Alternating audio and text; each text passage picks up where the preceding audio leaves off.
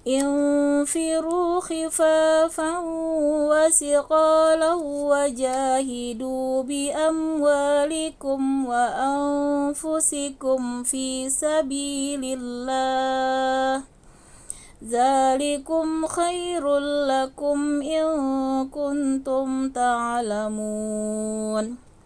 Infiru, berangkatlah kalian berperang. Nah, jadi di sini adalah perintah dari Allah ya untuk berperang. Ikhfafan, dalam keadaan atau kondisi ringan, wasikolan, dan dalam kondisi berat. Wajahidu, dan berjihadlah kalian bi amwalikum, dengan harta-harta kalian, wa anfusikum, dan jiwa-jiwa kalian, fi sabilillah, di jalan Allah.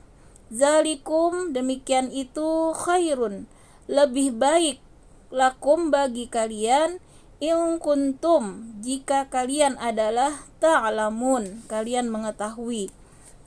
Nah, jadi di sini masih terkait ya ibu-ibu, peristiwa yang melatar belakangi ya ayat ini adalah tentang perintah berperang, yaitu perang Tabuk ya, seperti yang sudah kita jelaskan sebelumnya. Perang Tabuk ini adalah perang yang terjadi ya ketika sudah Fathu Mekah, artinya kota Mekah sudah ditaklukkan ya. Jadi hampir tidak ada lagi musuh-musuh ya di sekitar Mekah, Madinah ya. Yahudi maupun juga orang kafir Mekah itu kan sudah tunduk ya. Nah, tetapi di sini yang menjadi ancaman adalah orang-orang Arab ya di daerah Syam itu yang menganut Nasrani ya, akibat dijajah ya oleh bangsa Romawi di Damaskus ya, negeri Syam ya. Nah, disitulah mereka ini merasa tidak rela ya kalau umat Islam yang menguasai ya Saudi Arabia ya, saat itu Mekah ya khususnya, karena kita ingat sebelumnya bahwa Mekah itu adalah pusat perdagangan ya. Nah, mereka takutnya terancam ya kegiatan perdagangan mereka, karena semenjak Fathu Mekah itu ditetapkan bahwa kota Mekah itu diharamkan ya dimasuki oleh orang-orang kafir. Nah, itulah yang melatar belakangi munculnya ya isu ya bahwa mereka akan menyerang Madinah ya, pusat kekuasaan Islam.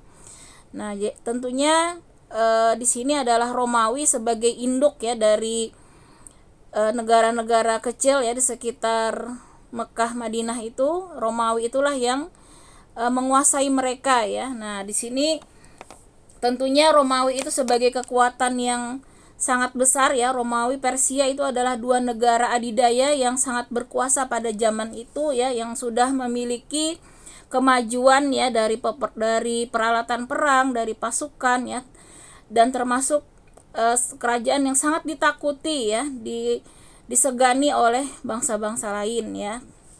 Nah, karena itulah perintah berperang ini sungguh berat ya, terasa bagi orang-orang tertentu ya, yang tentunya di sini nanti kita akan diberitahu sama Allah ya, orang yang merasa berat itu merupakan tanda-tanda orang yang munafik ya. Jadi bagi orang Islam ya, ketika perintah Allah dan Rasulnya apapun itu, mau seberat apapun, maka mereka tidak ada keraguan ya di dalam hatinya, sami'na wa ata'na. Jadi apapun itu, bahkan di dalam tafsir itu diceritakan ya, Rasulullah itu ketika mengajak berperang, ini pada perang-perang sebelumnya, bahkan beberapa sahabat itu tidak tahu ya mau dibawa kemana mereka pergi, itu sudah sering ya. Jadi hanya diajak berperang, ayo berperang. Nah, kemudian mereka jalan saja kemana Rasul mengajak, mereka ikut. Nah, jadi tidak diceritakan bagaimana musuh ya, kemudian kondisi-kondisi di sana seperti apa. Itu perang-perang sebelumnya seperti itu. Nah, namun pada perang ini ya, perang ini berbeda dari perang sebelumnya, perang Tabuk ini, dimana dengan kondisi saat itu, kalau sekarang sekitar Oktober ya, sama dengan kondisi bulan-bulan kita ini, dimana panas-panasnya ya, saat itu juga di Jazirah Arab itu sangat panas. Kemudian musim paceklik ya, dimana diceritakan bahwa sangat kekurangan ya makanan itu, bahkan satu biji kurma itu dimakan untuk 2 orang ya. Jadi kondisi kelaparan, kondisi kesusahan ya, kemudian tadi panasnya sangat tinggi. Maka Dan perjalanan ke Tabuk ini ya kurang lebih 692 km. Nah, kita bisa bayangkan ya, sangat jauh ya ibu-ibu ya, Samarinda aja sekitar 120 ya. Nah, ini kita bayangkan di sini 690 ya. Sangat jauh ya. Sangat panas, dan yang dihadapi juga tadi adalah bangsa Romawi. Nah, tapi Rasulullah pada perang ini menyampaikan semua ya realitasnya, dan inilah yang membuat hati ya orang-orang yang imannya itu tipis, apalagi tadi orang-orang munafik itu merasa berat. Nah, maka dari itu pada ayat ini Allah jelaskan, berangkatlah kamu baik dengan kondisi ringan maupun dengan rasa berat. Nah, jadi artinya ketika perintah Allah dan Rasul itu sudah ditetapkan, ini hukumnya wajib ya. Jadi ketika perintah seperti ini wajib, karena ini menyangkut ya keberadaan negara Islam pertama ya.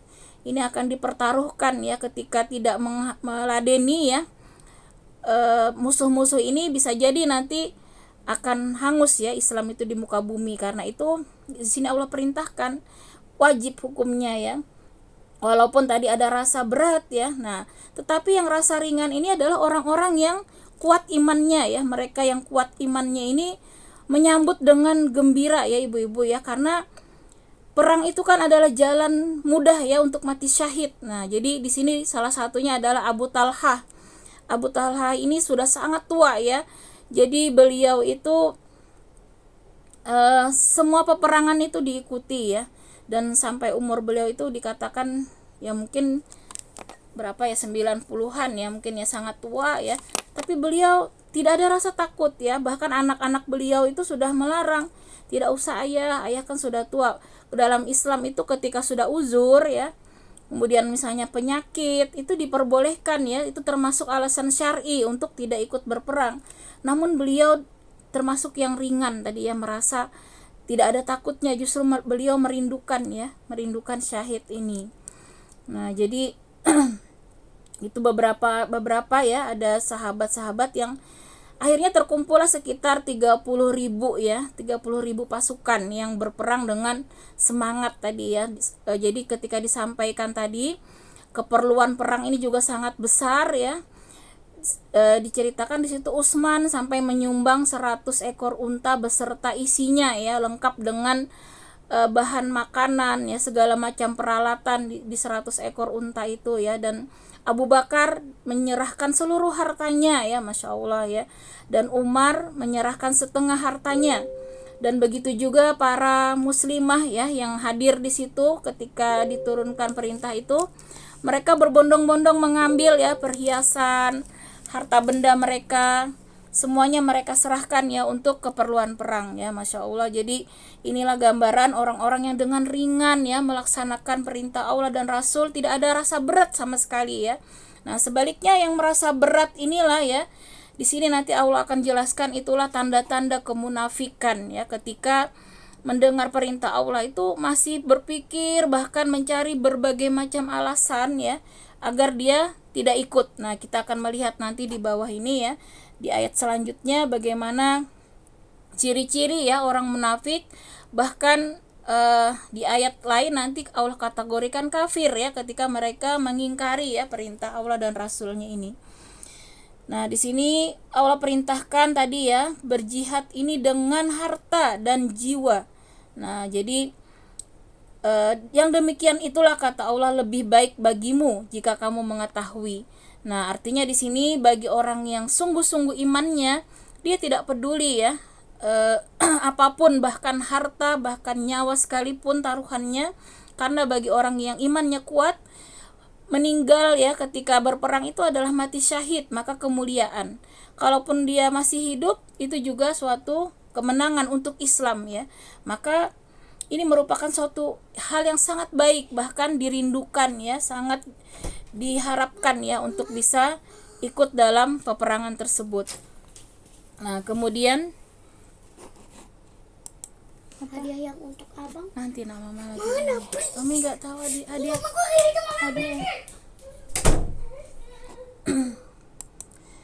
Nah, kemudian kita lanjutkan ayat ke-42. لو كان عرضا قريبا وسفرا قاصدا لاتبعوك ولكن بعدت عليهم الشقة وسيحلفون بالله لو استطعنا لخرجنا معكم يهلكون أنفسهم والله يعلم إنهم لكاذبون. Sekiranya yang kamu serukan kepada mereka ada keuntungan yang mudah diperoleh dan perjalanan yang tidak seberapa jauh, niscaya mereka mengikutimu. Tetapi tempat yang dituju itu terasa sangat jauh bagi mereka. Mereka akan bersumpah dengan nama Allah, jikalau kami sanggup, niscaya kami berangkat bersamamu. Mereka membinasakan diri sendiri, dan Allah mengetahui bahwa mereka benar-benar orang-orang yang berdusta. Nah, jadi di sini orang-orang yang munafik ya, di sini dijelaskan ciri-cirinya ya. Ketika ada keuntungan, nah baru mereka mau ikut-ikutan ya, ikut-ikutan membantu Islam ya. Nah, jadi mereka itu kalau ada suatu kegiatan ya, perintah Allah tadi ya, yang mereka pikirkan itu apakah di kegiatan itu saya bisa mendapat keuntungan atau tidak. Nah, itulah ciri-ciri ya kaum munafik, mereka itu selalu berdasarkan keuntungan duniawi. Nah, itulah menjadi tujuan mereka. Jadi ketika perang-perang itu yang tempatnya dekat ya, kemudian tadi di situ ya akan diperoleh nanti tentunya harta rampasan yang banyak ya, maka mereka semangat tuh ya, karena berharap dapat keuntungan duniawi. Nah, tapi tadi ya untuk perang Tabuk ini yang kondisinya sangat jauh ya, kemudian tadi ya jauh ya untuk mengharap keuntungan, karena mereka merasa akan kalah ya umat Islam karena melawan pasukan Romawi tadi yang sangat kuat. Nah, maka di sini Allah jelaskan ya, bahkan ini ciri-cirinya mereka ini bersumpah ya dengan nama Allah ya, jika kami sanggup niscaya kami berangkat bersamamu. Nah, mereka membinasakan diri sendiri dan Allah mengetahui bahwa mereka benar-benar orang-orang yang berdusta. Nah, jadi mereka ini menghadap Rasul satu persatu ya. Jumlahnya itu sekitar 37 orang ya, ibu-ibu yang dengan berbagai alasan tadi ya untuk tidak ikut berperang. Nah, tetapi Allah bongkar ini ya, mereka ini ternyata membuat-buat alasan ya, karena tidak mau susah tadi ya, tidak mau karena keraguan mereka ya, tidak sungguh-sungguh imannya. Nah, karena kalau yang sungguh-sungguh itu tidak ada rasa takut tadi ya, bahkan namanya cintanya dengan Rasul itu sudah luar biasa ya, mengalahkan cinta kepada dirinya sendiri. Nah, maka di sini Allah bongkar ya bahwa mereka itu berdusta, kata Allah ya. Mereka itu hanya membuat-buat alasan. Nah, sehingga di ayat 43 ini Rasulullah mendapat teguran ya dari Allah ya, ketika Rasulullah mengizinkan mereka untuk tidak ikut berperang. Nah, karena yang namanya perintah wajib ya itu dari Allah perintahnya ya. Jadi di sini Rasul ya ditegur karena mengizinkan ya mereka untuk tidak berperang. Nih ayat 43 kita baca terlebih dahulu. Afallahu anka lima azinta lahum hatta yatabayyana lakal ladzina sadaqu wa ta'lamal kadzibin. Allah memaafkanmu Muhammad nih, Masya Allah. Jadi Al-Quran itu sangat indah ya. Allah terlebih dahulu memaafkan dulu ya. Jadi sebelum kalimat teguran ya, terlebih dahulu Allah mulai dengan afallahu anka ya. Nah, telah memaafkan Allah kepadamu. Allah memaafkanmu Muhammad. Mengapa engkau memberi izin kepada mereka untuk tidak pergi berperang? Sebelum jelas bagimu orang-orang yang benar-benar berhalangan, dan sebelum engkau mengetahui orang-orang yang berdusta. Nah, jadi di sini para mufasir ya menyimpulkan wajar ya sebagai manusia. Di sini Rasulullah juga salah dalam beristihad ya, namun kesalahan seperti ini tidak menjadi dosa ya di sisi Allah ya, karena istihad itu ya kalaupun salah ya, maka di dalam Islam itu tetap mendapatkan 1 pahala ya. Kemudian kalaupun benar itu 2 pahala. Tetapi di sini Allah sebenarnya lebih menekankan kepada sifat orang munafik tadi ya, yang mereka itu membuat-buat alasan ya untuk tidak ikut berperang ya.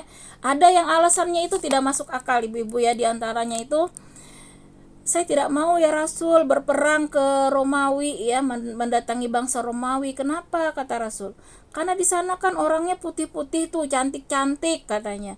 Nanti saya kena fitnah dunia melihat wanita cantik, nanti malah saya berdosa. Nah, itu kan alasan yang dibuat-buat ya. Padahal sahabat yang lain kan juga sama ya, akan ketemu orang-orang Romawi gitu ya.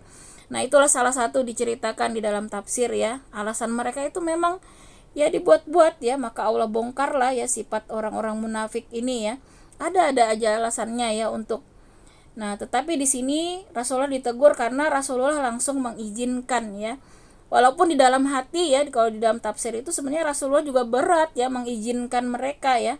Namun disinilah ya akhirnya Allah menegur ya, karena Rasulullah langsung mengizinkan tanpa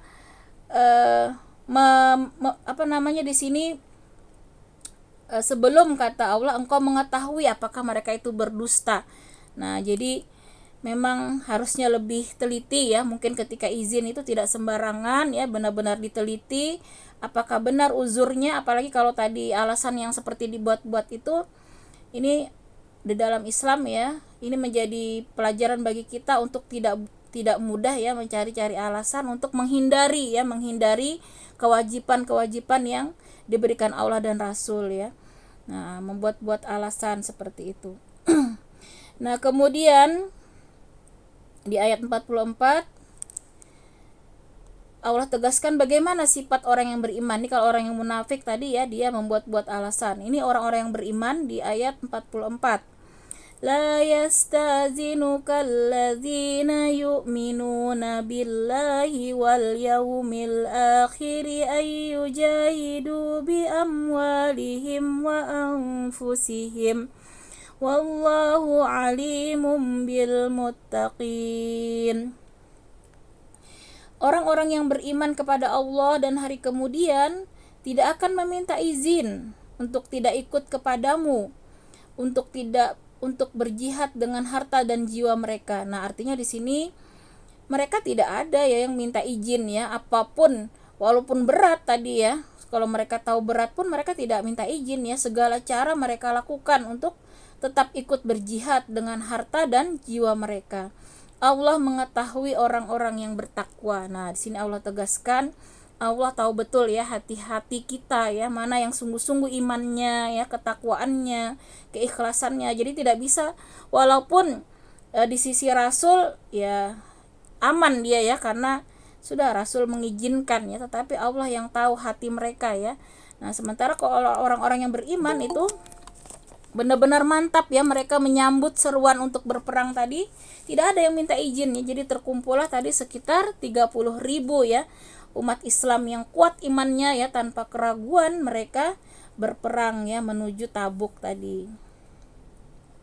Nah, kemudian di sini Allah menyinggung lagi ya ciri-ciri orang yang munafik tadi ya, bahwa kita baca dulu terlebih ayat 46. Walau aradul khuruja la'addu lahu 'uddatan walakin karihallahum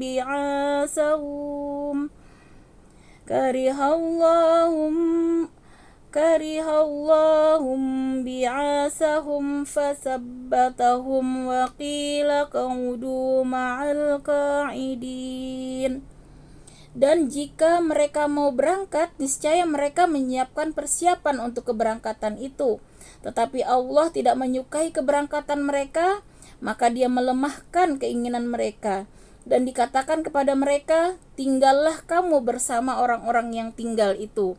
Nah, ini misalnya nih Bu ya, kita misalnya mau makan di luar, misalnya kita udah sampaikan nih ke anak kita misalnya, ayo nak siap-siap ya, nanti kita mau makan di luar habis maghrib misalnya. Tapi anak kita itu tiduran aja misalnya, nggak ada siap-siap. Ternyata memang mereka malas gitu kan ya. Nah, sama ini ya. Kalau misalnya tadi Rasulullah udah sampaikan, ini kita akan berangkat perang Tabuk, sudah ditentukan ya harinya kapan ya. Tapi mereka tidak ada persiapan ya, tidak menyiapkan segala keperluan untuk keberangkatan. Nah, maka akhirnya orang-orang yang tidak ada mempersiapkan ini ya, tambahlah Allah lemahkan hatinya.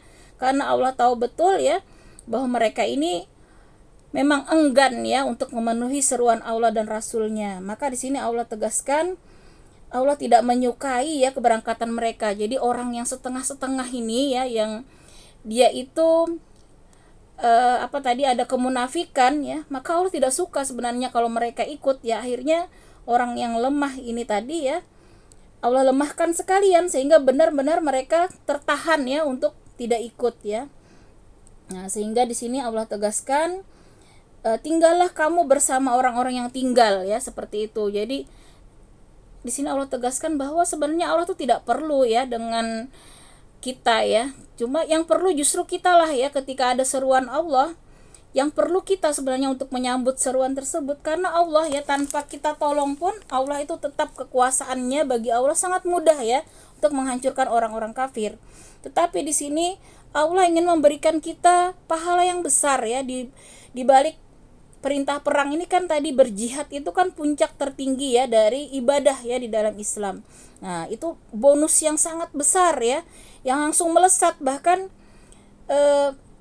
jihad fisabilillah ini kan ya, ketika meninggal itu langsung ke surga. Jadi tanpa melewati fase-fase alam barzah ya, itu lewat ya. Apalagi nanti yaumil ba'ats ya, hari pembangkitan, kemudian hari yaumil hisab ya, mereka lewat semua itu, tidak ada ya, langsung di surga saat ini.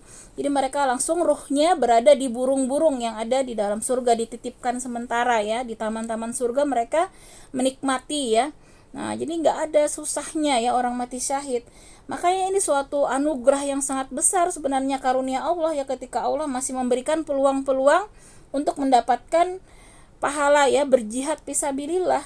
Nah, maka ketika ada yang setengah-setengah niatnya, bahkan tadi dia tidak mau ya, ya sudah kata Allah ya, tambah Allah lemahkan.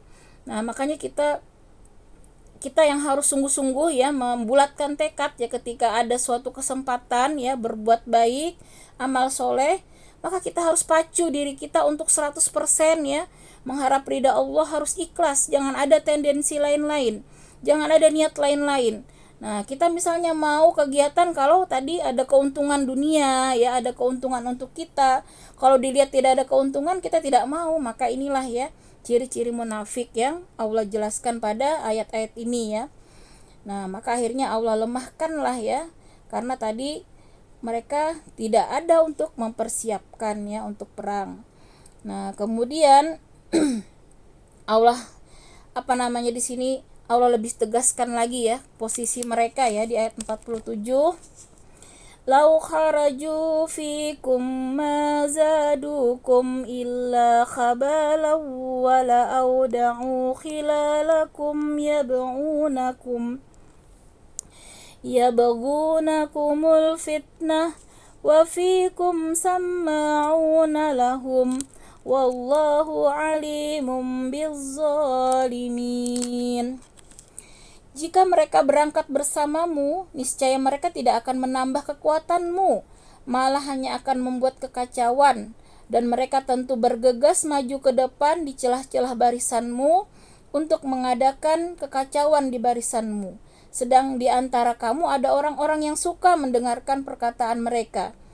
Allah mengetahui orang-orang yang zalim. Nah, di sini Allah tegaskan ya, bahwa kalau orang-orang munafik tadi itu berangkat ya bersama kamu, kata Allah, bersama Rasul, itu tidak akan menambah kekuatan, kata Allah ya. Malah kata Allah di sini, mereka itu akan membuat kekacauan. Nah, karena sifat mereka ini ya, mulutnya itu ya suka menjelek-jelekan ya, menggembosi ya semangat umat Islam ya.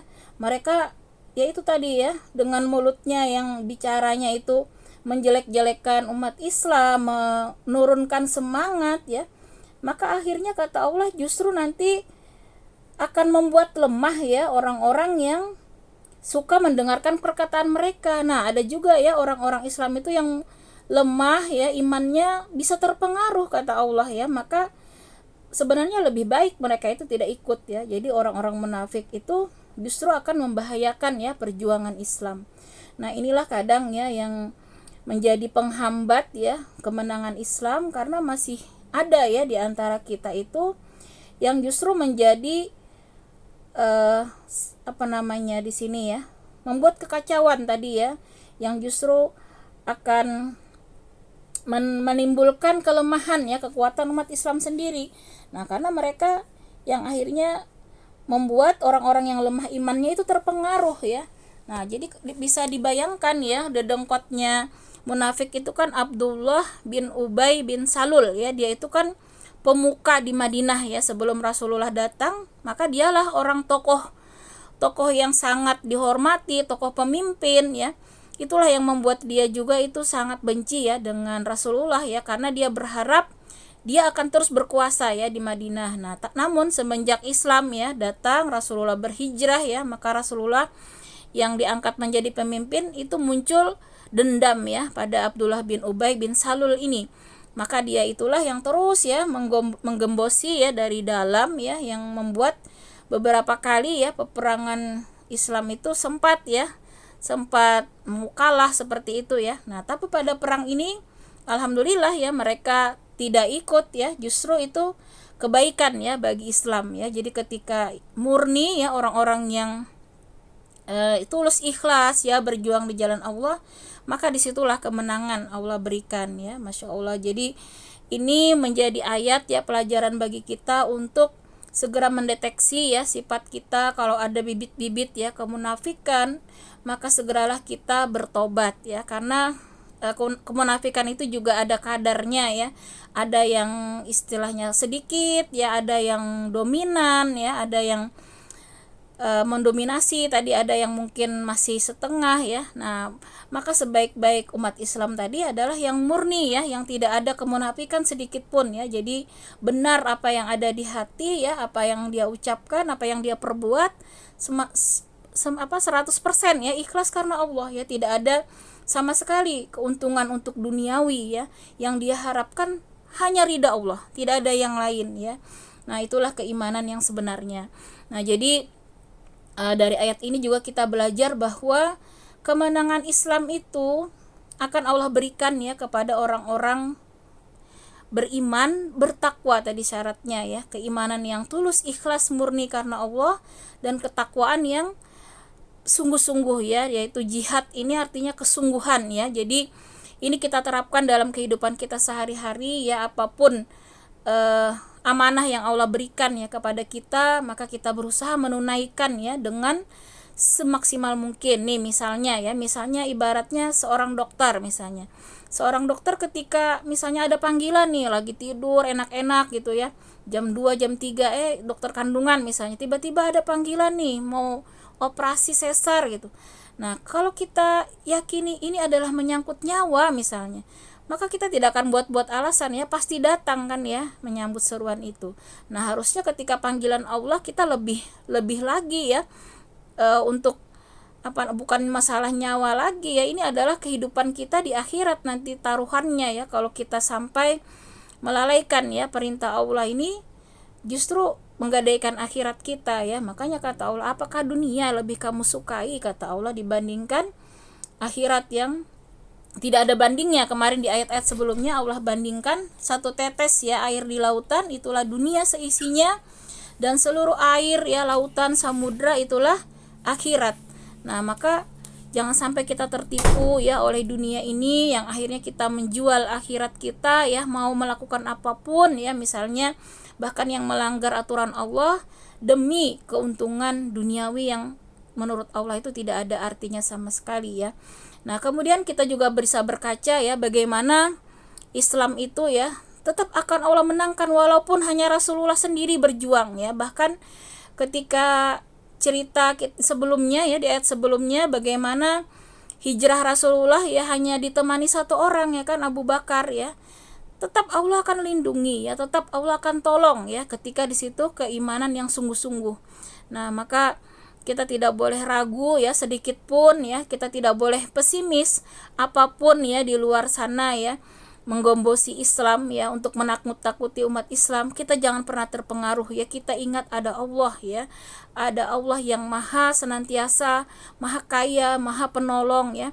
Kita jangan sampai risau, jangan sampai terpancing ya, sehingga umat Islam itu ya akhirnya mau menghalalkan segala cara ya untuk mendapatkan dunia. Itu yang harus kita jaga ya, jangan sampai kita ini tadi ya, lemah iman gara-gara dunia. Kita ingat Allah selalu ada, mau dunia sesusah apapun ya, kita jangan pernah mengambil jalan pintas ya, mengambil jalan yang di luar syariat. Nah itulah ya aplikasi kita pada saat ini. Walaupun sekarang ini bermacam-macam ya isu ya dari luar ya, jangan pernah kita terpengaruh. Ada Allah ya yang senantiasa memberikan jalan keluar, sehingga ketika menghadapi masalah apapun maka kita harus senantiasa mengambil jalannya Allah.